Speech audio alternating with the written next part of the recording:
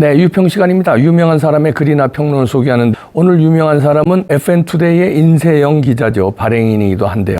분석 기사를 실었는데 제목이 원희룡 우파 커뮤니티 당대표 설문조사 싹쓸 이런 제목인데요. 일단 그대로 읽어드립니다. 원희룡 전 국토부 장관이 차기 국민의힘 당대표 선호도 1위에 올랐다. 미디어F가 지난 21일 실시한 설문조사에서 국민의힘 당대표 선거가 내일이라면 누구를 선택하시겠습니까? 라는 질문. 1만 명의 참가자 중 과반이 넘는 52%가 원희룡 후보를 골랐다. 2위는 한동훈 후보로 38%이며 나경원 후보와 윤상현 후보가 각각 3%, 2%로 뒤를 이었다. 미디어F가 국민의힘 지지자로 구성된 보수 우파 성향 커뮤니티라는 것을 감안할 이번 결과는 상징적인 의미를 갖는다고 할 수 있다. 국민의힘 전당대회 당대표 선거는 당원 투표 80%와 일반 여론 20%로 구성되기 때문이다. 미디어F 외에도 대형 보수 성향 커뮤니티에서는 한결같이 원희룡 후보가 압도적인 우세를 기록하는 것으로 나타났다. 구독자 수 150만 명의 신의 한 수 유튜브 채널에서는 7만 명가량이 참여한 설문조사에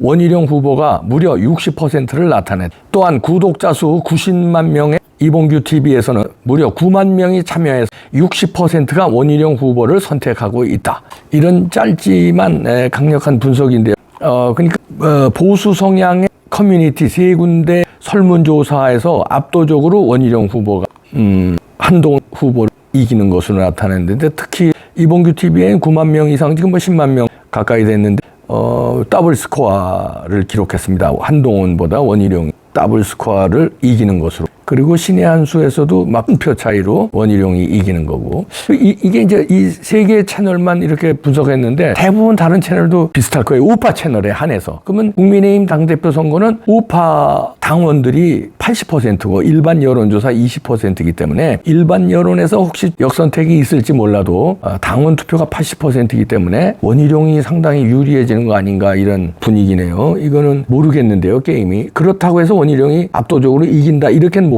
아직까지 예측을 못 하겠습니다. 왜냐하면 요거는 우파 성향이 강한 사람들이 거의 더블 스코어 이상으로 원희룡을 지지하지. 왜 원희룡을 지지하냐면 제가 논평에서도 얘기했죠. 윤석열 대통령 때문에 그런 거고요. 한동훈 당대표가 되면 윤석열과 각을 지면 조금 불안하다는 거죠. 공교롭게 일요일 23일 날 세 사람이 출마 선언을 했는데요. 여기에서도 입장 차이가 좀 났습니다. 역시 원희룡은 최상병 특검 추진에 공수처 수사가 우선이다, 얘기를 했습니다. 그리고 한동훈은 최상병 특검을 추진한다는 거거든요. 그러니까 여기서 차이가 좀 나네요. 그리고 원희룡은 강조하는 게 난 대통령과 신뢰가 있다. 주체적으로 출마 결심을 했지만 윤석열 정부의 성공을 책임지겠다. 이렇게 얘기를 하면서 윤석열 정부가 성공해야 정권은 재창출할 수도 있고 무도한 세력에 맞서서 대한민국을 지켜낼 수 있다. 이렇게 얘기해서 세 사람 중에서는 가장 강력하게 윤석열 대통령 성공, 윤석열과의 관계가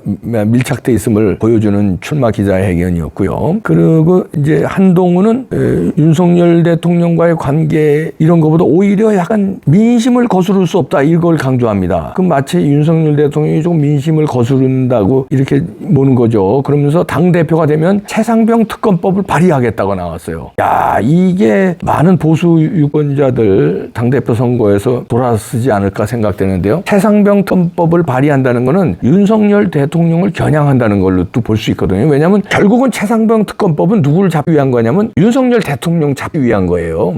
경로했다. 다시 말해서 그 수사에 대통령이 관여하면 안 되는데 관여했다. 이렇게 해서 윤석열 책임론으로 몰고 가서 결국은 탄핵으로 몰고 가려는 저들의 작전이거든요. 거기에 자기가 당대표 되면은 최상병 특검법을 발의한다는 거. 여기에서 윤석열과 각을 지고 이끌어 가겠다는 거니까 조금 위험하다, 이렇게 판단할 수도 있습니다. 그리고 기자들을 만나서, 그러니까 출마 기자회견을 하고 기자들 만나서 이렇게 얘기했어요. 최상병 특검과 관련해서 국민이 갖고 계신 의구심을 풀어드려야 한다. 국민의 의구심을 풀어드릴 여러 번의 기회를 아쉽게 실기했다. 이 의구심이라는 거. 그리고 이 시점에서 국민의힘은 특검을 반대할 수 없다고 생각한다. 진실 규명을 위한 특검을 국민의힘이 나서서 추진해야 한다. 이렇게 얘기하면서 민심을 거스를 수 없기 때문이라는 거. 이거는 윤석열 대통령을 보호하려는 생각이 아니라 오히려 최상병 특검법을 특검법을 발의해서 최상병 특검법에서 난도질을 치면 결국 윤석열 대통령이 뭐 경로했는데 이렇게 저렇게 전화 통화해가지고선 뭐 수사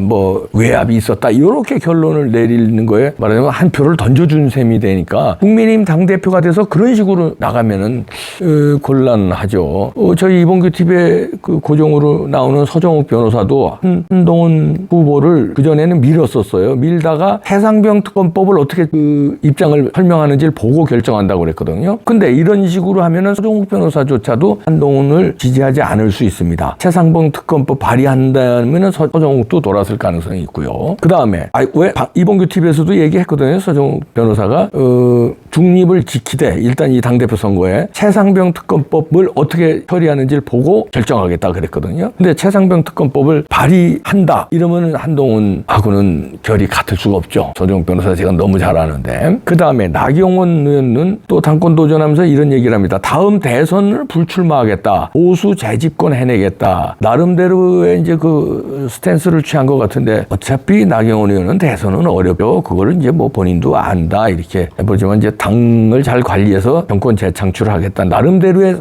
자기 색깔로 승부수는 던진 걸로 봐집니다. 그러면서 뭐라고 그랬냐면은 우리 국민의힘을 책임지지 않는 정치, 염치 없는 정치, 미숙한 정치에 맡길 수 없다. 이렇게 얘기를 했거든요. 요거는 아마 한동훈을 의식해서 깐 거 아니냐. 왜냐하면 지난번 완탑으로 선거했는데 지지 않았느냐. 그럼 책임은 왜 안 지느냐 이거고. 그게 책임을 안 지는 게 이제 염치 없는 정치다. 책임 안 지면서 대통령과 각을 지는 거. 요거 염치 없는 정치다. 이런 얘기고요. 세 번째 미숙한 정치에 맡길 수 없다는. 미숙한 건 이제 정치 경험이 일천하다. 이게 미숙한 정치다. 이렇게 해서 책임지지 않는 정치, 염치 없는 정치, 미숙한 정치에 맡길 수 없다. 요거는 이제 한동훈 위원장을 제대로 까고 이제 그리고 이제 자기 자신이 이제 원내라는 거. 두 분은 원내가 아니잖아요. 나머지 둘은. 그러니까 그리고 5선이라는 본인의 경쟁력을 강조한 걸로 보입니다. 그러면서 이렇게 덧붙이죠. 수도권 생존 5선 정치인의 지혜, 전략, 경험을 오롯이 보수 재집권을 위해 쏟아붓겠다. 그러니까 나는 5선도 되지만 지금 현재 원내다. 근데 두 사람은 왜 아니냐? 이런 얘기를 하고 있는 것 같습니다. 그런데 최상병 특검에 대해서는 입장을 이렇게 얘기했습니다. 나경원 의원은 수사가 끝난 다음에 미진한 부분이 있다면 진실 규명이 부족한 부분에 대해 특검을 논의할 수 있다는 입장이다. 그러니까 수사가 끝나고 나서 미진하면 그때 가서 논의하자 이런 얘기네요. 그러니까 결론적으로 얘기하면 나경원 의원도 최상병 특검에 지금 특검하는 거는 반대하는 거고요. 그 다음에 원희룡은 뭐 적극적으로 반대한 거고요. 윤석열 대통령 옹호한다는 거니까 한동훈 위원장만 최상병 특검 발의한다는 거니까 최상병으로 아마 입장이 갈리지 않았나 이렇게 봅니다.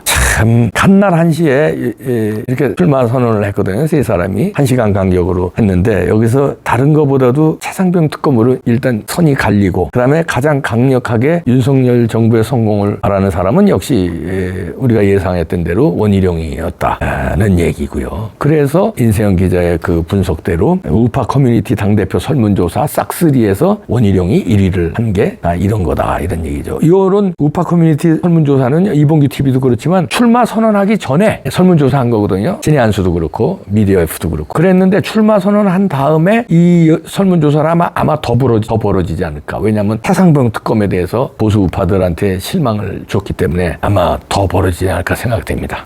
처음에는 5대 한이었는데 어차피 대표는 한동훈이었는데 시간이 갈수록 하루 이틀 지금 얼마 안 됐지만 원희룡이 도전한 지 얼마 안 됐지만 완전히 상황이 지금 아무도 모르게 됐는데 살짝 원희룡이 유리한 국면으로도 지금 보입니다. 왜냐하면 최상병 특검에서 한동훈의 입장이 이게 좌파들이 좋아하는 입장으로 돌아섰기 때문에 여기에서 승부처가 갈리지 않나 조심스럽게 예측하는데요. 그러나 워낙 한동훈 바들이 또 강력하기 때문에 나머지 원희룡, 나경원에 비해서 한동훈 바가 강력하기 때문에 조금 더 지켜봐야 되고 만약에 결선 투표가 이루어진다면 첫 1차 투표에서 과반이 안 돼서 결선이 이루어진다면 나경원하고 윤상현 후보가 어떻게 누구를 지지하느냐. 여기 윤상현 후보는 한동훈을 지지하지 않을 걸로 보입니다. 왜냐하면 윤석열 정부의 성공을 얘기를 하거든요. 윤상현은 늘. 그렇다면 한동훈은 거리를 좀 둘 거다. 그다음에 결선 투표로 가면 윤상현은 뭐 원희룡 편을 두고 또 인천 또 이쪽이니까 원희룡 편을 들지 않을까. 그러면 나경원인데 나경원도 한동훈을 깐 걸로 봐서 원희룡 편을 들지 않을까. 그렇게 되다 보면 결선으로 가면은 원희룡이 유리하고 1차에서 한동훈이 50% 이상 받느냐 못 받느냐인데 지금 상황으로는 1차에서 50% 이상 넘기기가 어렵지 않겠느냐. 특히 한동훈의 출마 선언에서 따라서 최상병텀으로 갈리지 않았느냐. 조심스럽게 그렇게 예측할 수 있겠습니다. 야, 하루하루가 흥미진진하네요. 좀 더 지켜보겠습니다. 우선 일단 흥행에는 성공한 것 같으네요. 국민의힘이. 지켜보시죠, 여러분들.